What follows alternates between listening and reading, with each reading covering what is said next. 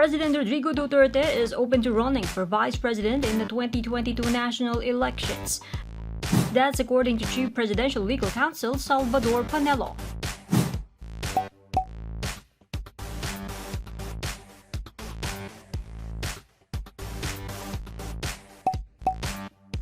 Panelo revealed it in an interview on One News The Chiefs. The president's longtime friend says Duterte believes destiny will be a factor in his decision.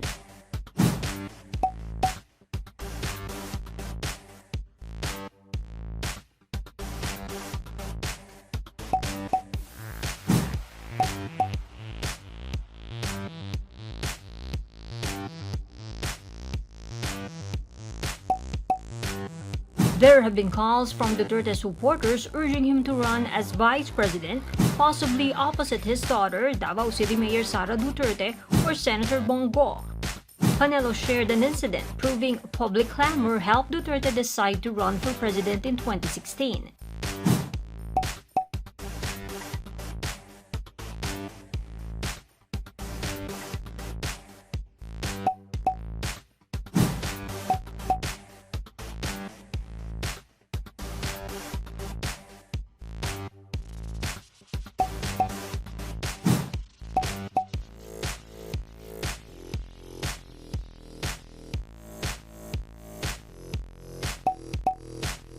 Panelo said it was the Senate Electoral Tribunal's ruling on Senator Grace Poe's citizenship which finally pushed Duterte to run for president.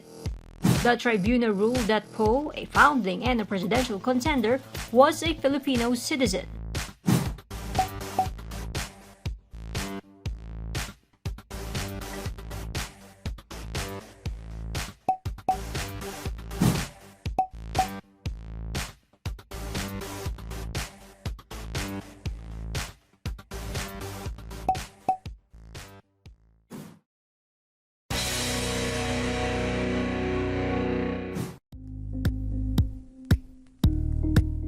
Thank you for watching Politico TV. Please like and subscribe to our channel for more videos.